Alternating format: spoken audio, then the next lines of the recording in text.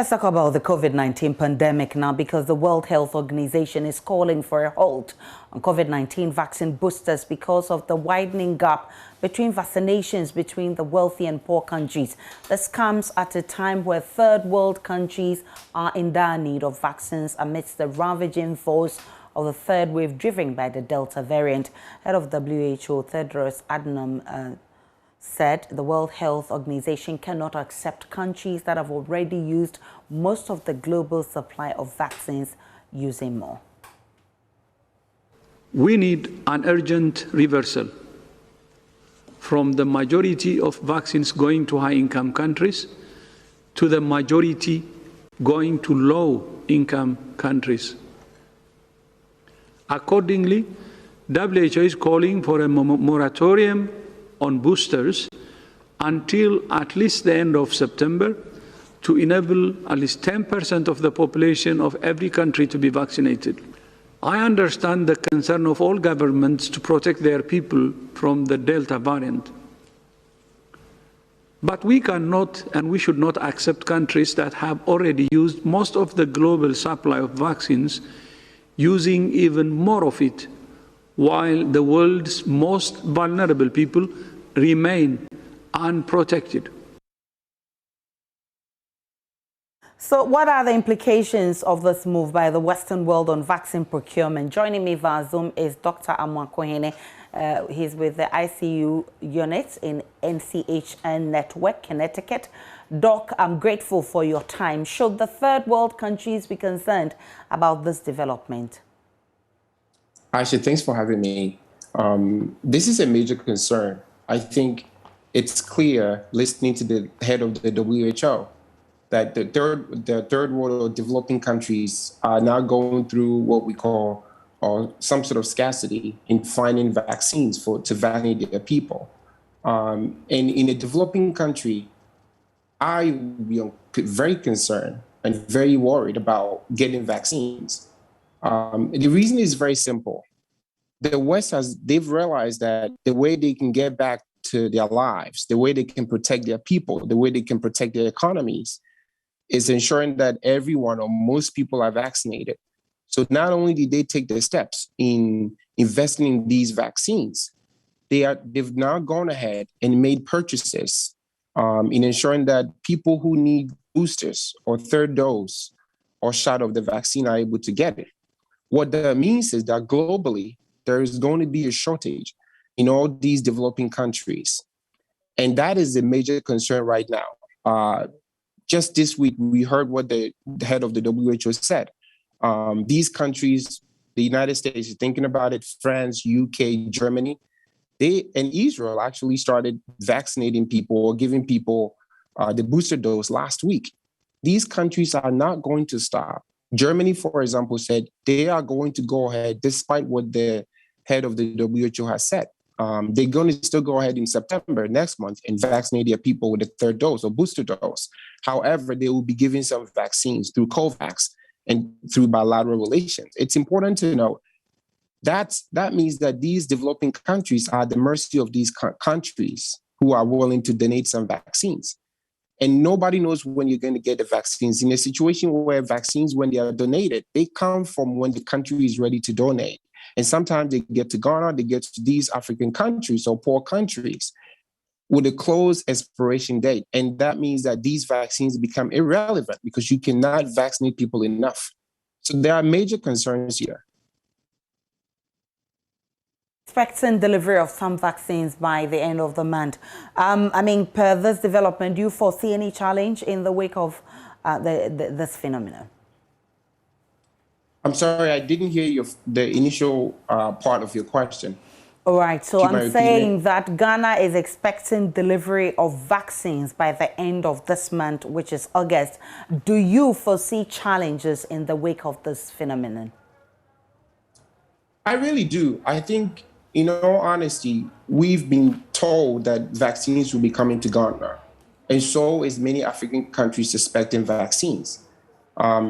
It's clear what happened in India caused a major halt in the delivery of vaccines when basically India, had the outbreak of the Delta variant.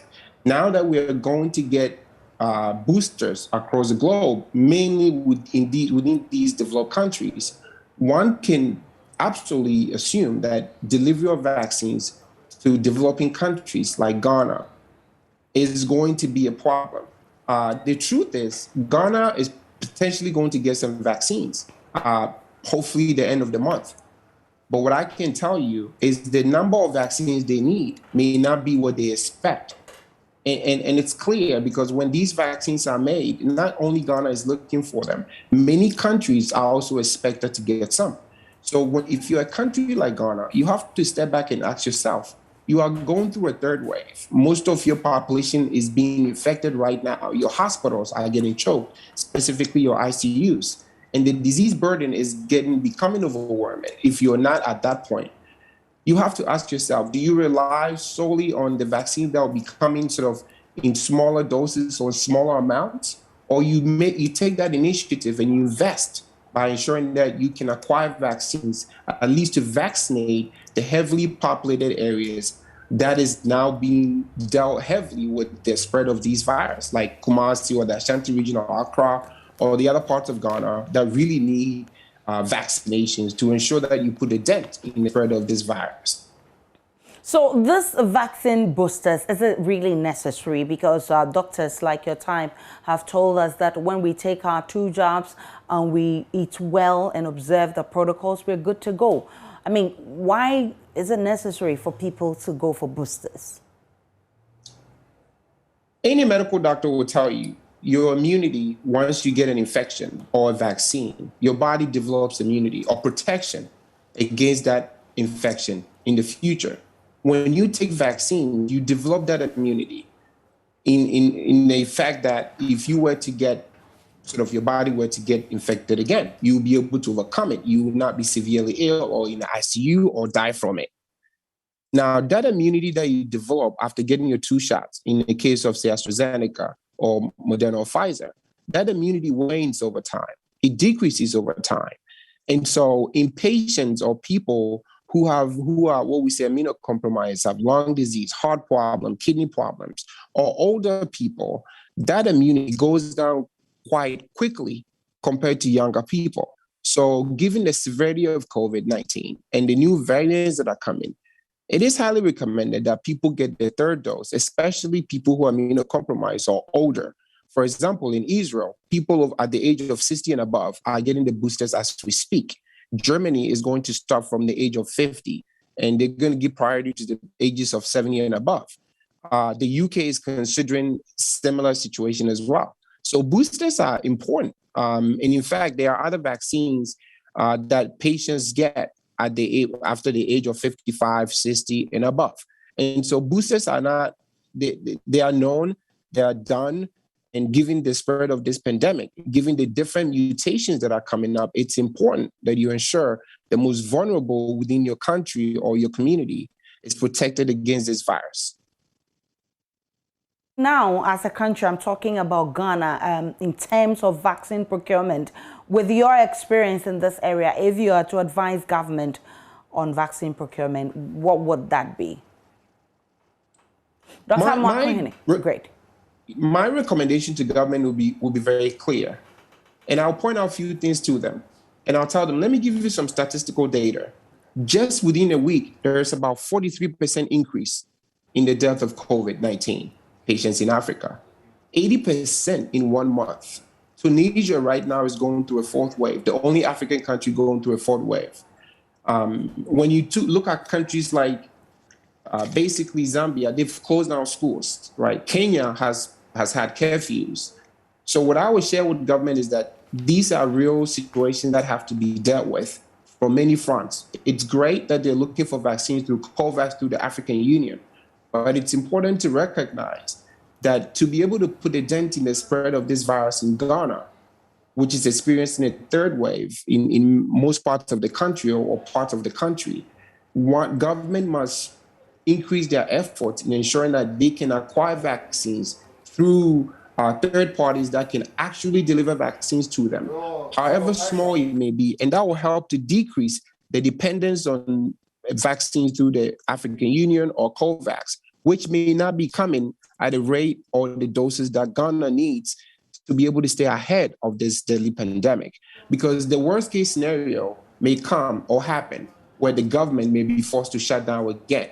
And the ramifications of patients losing their lives and people dying and the economic effect, it's clear for everyone to see. So that's what I recommend government does, is look for alternatives in really being able to get some amount of vaccine to ensure that you vaccinate your people now rather than relying on what will be coming through the African Union. Dr. Samuel Amwakohin, I'm grateful this afternoon that he joined us. He's the COVID ICU team leader with NCH and Network in Connecticut. It's a good time to take a break on the Pulse. There's more on return.